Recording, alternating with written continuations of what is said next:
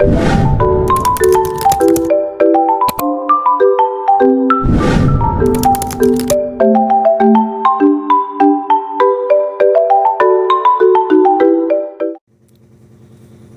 everyone, I am Mr. Rodolfo Tutu Jr. from the Visit English 2B. Today, we're going to talk about what is brochure.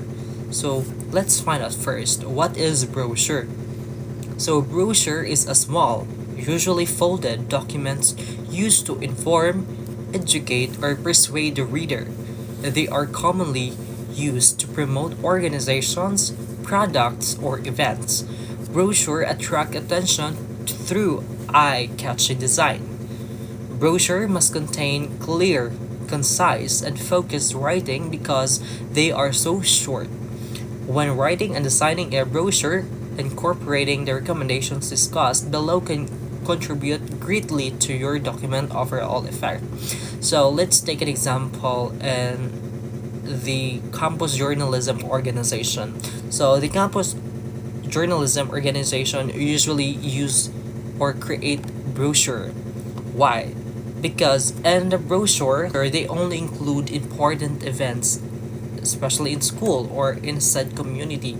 So as what stipulated here, it is used to inform the people, to educate or to persuade something.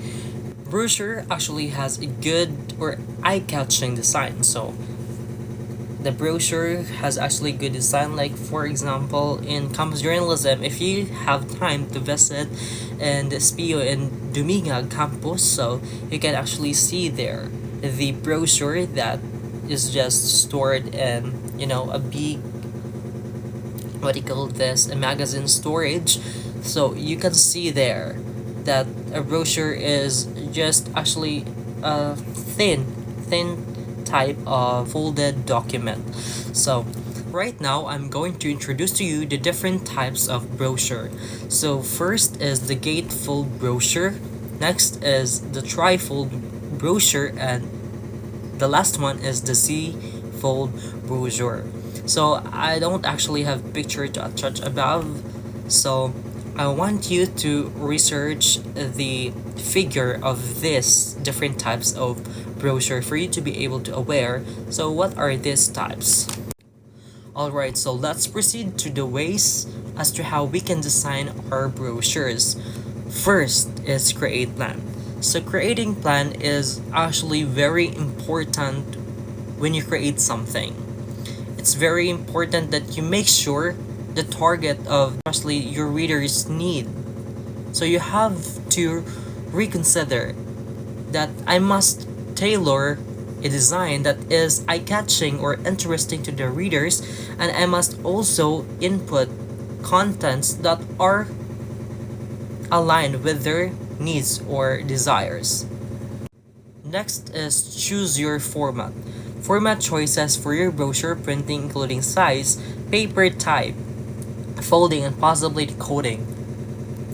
Choose a size and fold that will allow you to include all your information while also remaining practical for the purpose of your brochure.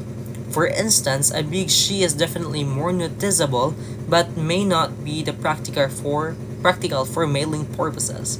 A trifold is great for a direct mail brochure but not best fold choice when you need an open spread presentation. So the last one, I think it's not the last one. I think we have still 7 or 5 remaining. So let's proceed to choose a paper type.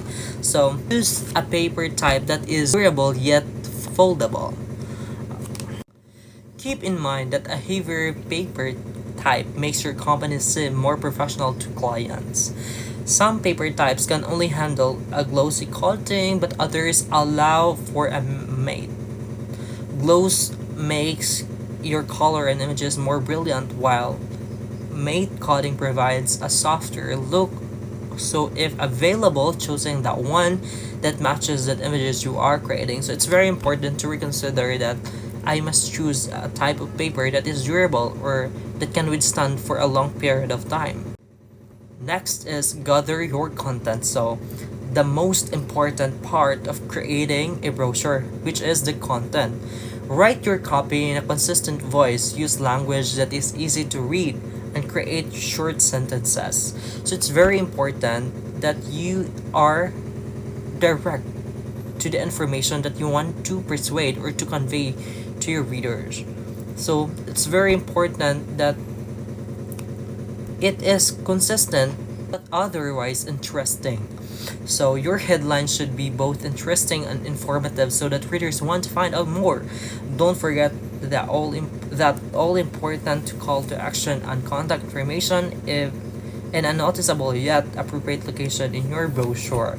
So it's very important that your headline also is timely and relevant, right? Because when your topic or when your headline is timely and relevant, so it gives the audience, it opens their curiosity to discover more, to find out more about this specific content or this specific information.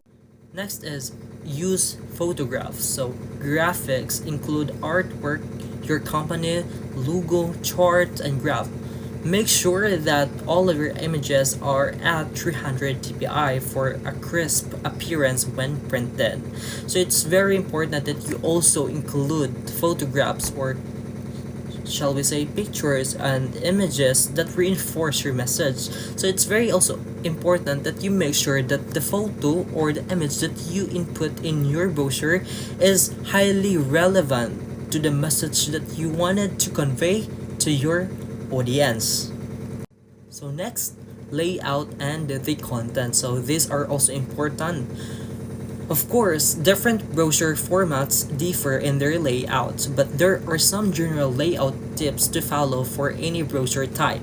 This first is to break up a long paragraph of text into bullet points and use boxes, not too many, for setting apart extra important information. So layout is actually giving a specific domain or an area of a specific content that for example, you may include headline or the content, so there's a specific layout for that for you to put your headline.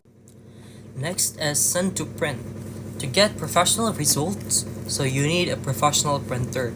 Be sure to use an online printing company that has experience with brochure printing and that can also offer the custom options and services you need. So it's very important that in printing process you have to facilitate the person that is going to print your brochure, because if that person has no experience about printing brochure, then maybe there are some technical issues or errors, mistakes that might happen in your brochure. So it's very important that you are there to facilitate.